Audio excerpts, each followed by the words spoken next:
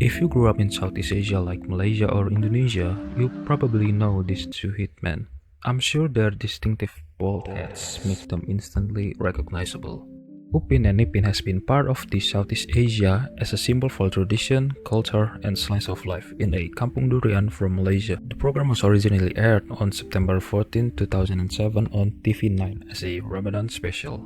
The program were mainly focused on teaching kids about the importance of Ramadan and giving advice for kids with or without being directly stated. 10 years later, it evolved into a cult classic, expanding into movies and also video games. Video games in Malaysia are quite big, but not as big as the US or Europe. The studio knew the potential of profiting from Upin and Ipin by turning them into playable mobile games. Games like Coki-Coki Kompetisi Upin Ipin Demi Metro Millennium, and Upin Ipin Krisis Siamang Tunggal are prime examples of a collaboration between studios. Unfortunately, it didn't last long, as both were delisted from Google Play and App Store.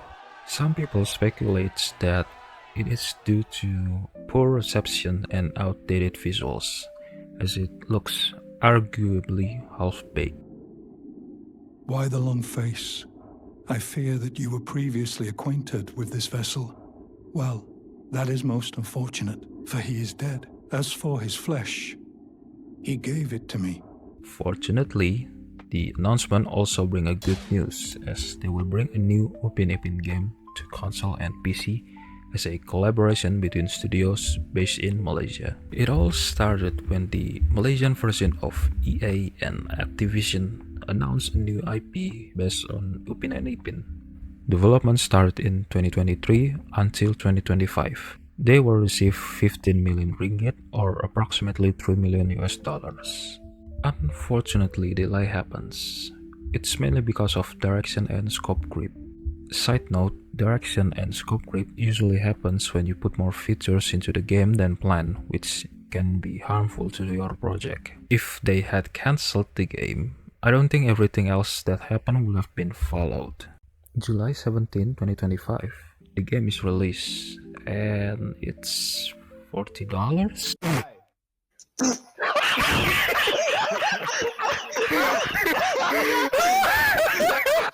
But that's the price in US, so if you are Southeast Asia, here's the list for their price. You can decide if this game is a I need a medic bag. or a. I'm 11 out of 10 disappointed. But of course, for some non-Asian regions, the price tag is cheaper than AAA games. But we're talking about Southeast Asia market here. Even local gamers were baffled by the pricing. It's like someone thought they were EA and believe expensive game equals huge profit. What I'm saying is, the developers did not care about putting a original price for Southeast Asia.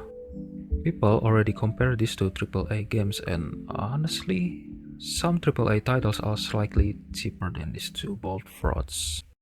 Setiap kali kamu menghisap rokok, rokok akan membunuhmu hidup-hidup. Merokok merusak dan menghancurkan pelan-pelan organ dan jaringan vital tubuhmu. Jantung, paru-paru, mulut, gigi, tenggorokan, dan otak. Berhenti merokok sekarang juga.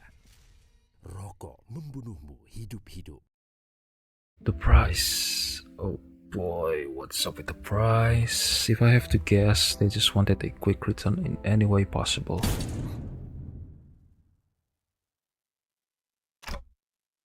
Ironically, games like Back and Switch is only $15 or 32 ringgit. But they had the audacity to charge Upin Ipin Universe for $40. Yes, the IP might be priceless, but you're literally working with a franchise that is only big in Southeast Asia. So why did you price it like it's for a global market?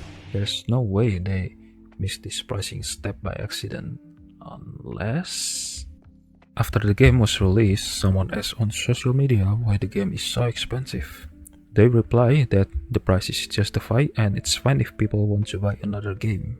I don't know what to say about this, but what makes me confused is that some people still support this game, saying that it's just a kid's game.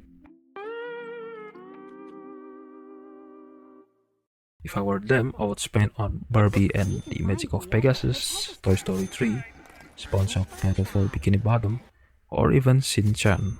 Under $40, you can enjoy games that are family friendly and actually made with soul instead of hollow. I still don't like what they did with the price. Like, it's just a family friendly games, you know. It shouldn't cost more than AAA titles.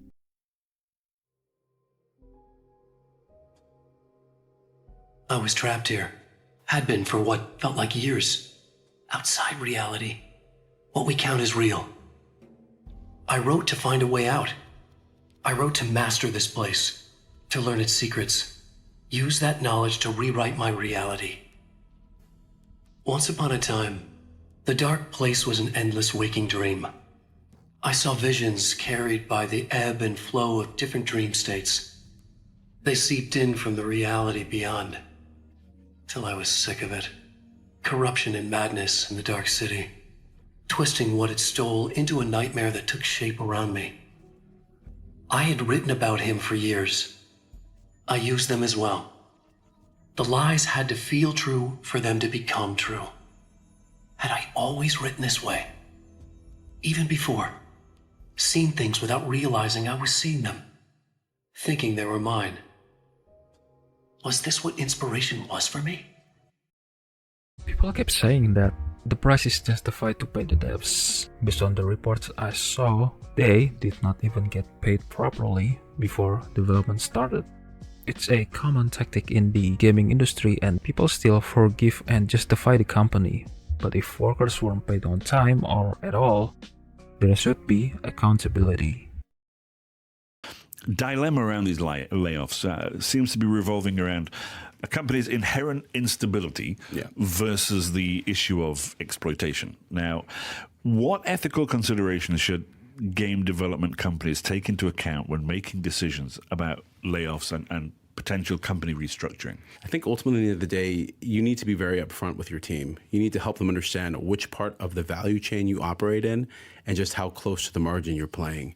It's one of the main things that I like to tell people. It's like, we're flying 1,000 miles per hour, 10 feet from the ground. That's basically what you play when you're in the development side of the business. But I think after that point, there's a point where you basically just have to be very human to them and just say, look, anything goes off, this is what's going to happen. And you try to prepare people as much as possible. The studio behind this game also had financial problems, going like multiple layoffs since 2018 and 2024. 2018 was the first visible layoffs, where former employees posted their stories on Reddit and Glassdoor. In 2024, more staff were reportedly laid off or even unpaid. Since this game has started development in 2023, we can assume that some of those were laid off during development of the game. There is also reports saying that they work for months without pay and miss EPF contributions. When the game finally launched, it didn't look too good. Now, to be fair, the graphics and the UI looks decent, but the gameplay felt bland. Sure, there is farming, fishing, cooking, gassing barrels, RC car racing, open world exploring, and critter catching. But overall, meh. Now, some of the bugs were quite very wild, like Uncle Mutu's thingy, Dog Dalang can walk on water. You can clearly see it's a reference to Naruto.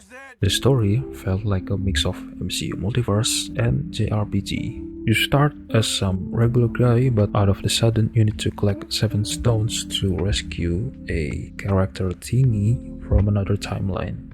When asked about this, the devs claimed that this was a side quest and we only did 10% of the game. But digging deeper, we only had 3 cutscenes in total, so which one is right? Even though the game is clearly stated that it's an open world game, there are still invisible walls blocking the area unless you finish a quest. The quest is mostly fetching quests and minigames. Like there is one where a dog blocks your path and you have to talk to Dog Dalang who sends you on a quest, and when you return it tells you to go as Oppa instead. Like, it's too confusing. Like, what is the point of the design?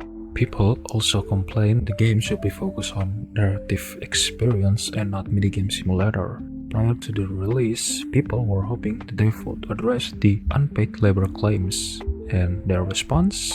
Banning users from Steam forums, even though suggesting better marketing also got banned for some reason. One of the developers also made a statement on Steam forums saying they ban people for spamming links and referencing to F-bombs and conspiracy theories. Most people just reference the allegation and ask the questions. To be fair, these are not conspiracies if ex-employees publicly spoke out.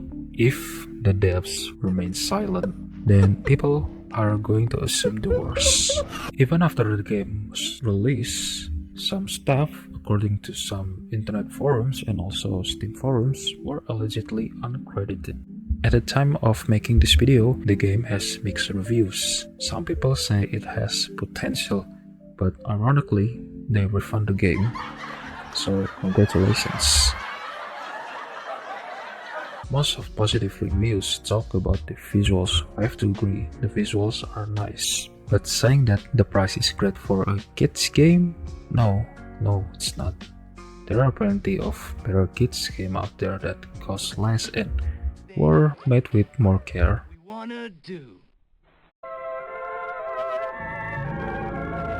I still beautiful to you? Sophie. Was that Evan?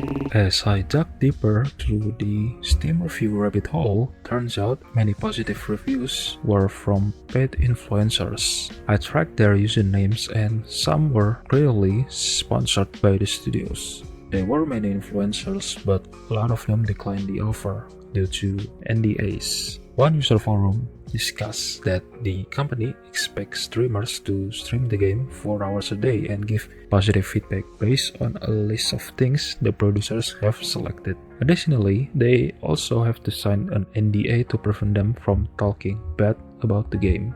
You can clearly see this is a reference to what Dark Viper did with the Mind's Eye stream. He had to hold back to avoid a huge landmine.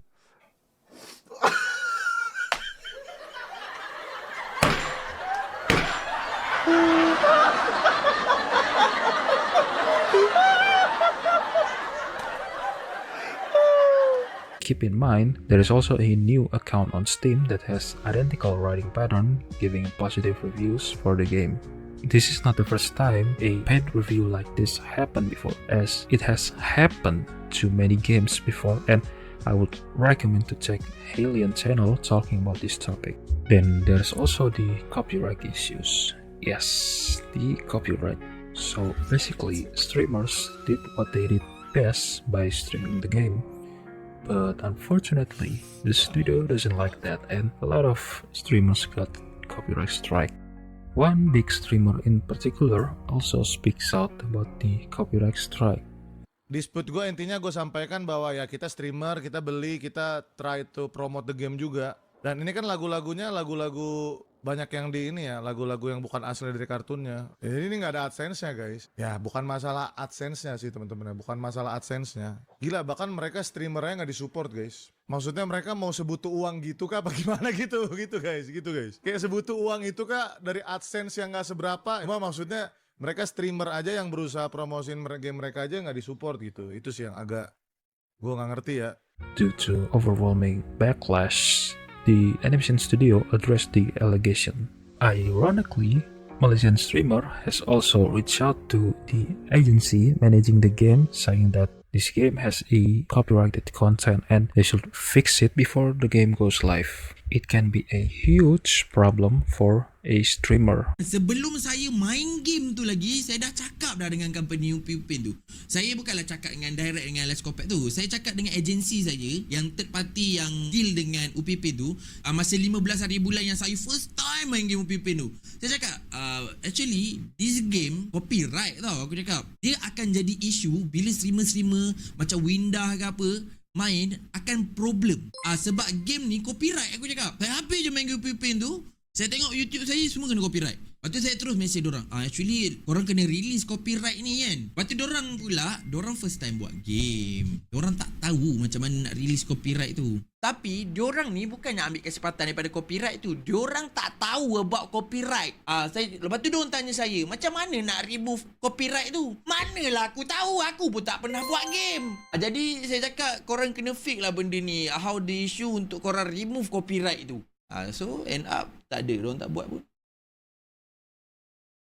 This game is a second tell aside from the day before on how to not market your game, from copyright strikes to silencing people on forums, then did not address the allegation from the developer studios, and many more. Even Tommy Revenis, the developer behind Super Meat Boy, a words for the original studio. Worked with a couple years before. He was living in Amsterdam working for this company called Streamline Studios. They needed a network programmer for an Xbox game they were doing. And I decided I was gonna take that job. And so I talked to them on the phone, and they said they wanted me. So I sold my house and my car and put all my stuff in the storage and moved to the Netherlands. And yeah, that company was horrible. I think they've moved to Malaysia or something. They bypassed all this tax law or something. They're really kind of snarky people. But yeah, so after that kind of ended, and that was it was a really horrible experience where we were overworked, and I hated it. When I came back to the States about a year later, and I was just I don't want to work for anybody anymore. But during that process, I ended up meeting Ed, and we did Meat Boy, and yeah, that's kind of how everything sort of fell into place. People have even called this game the first Malaysian game, which is not. It's just one of the most heavily promoted by boomers. If you're talking about the oldest Malaysian games, then that will be Cool Patrol or Vanguard Ace. If you want better, go check out these games from Malaysia.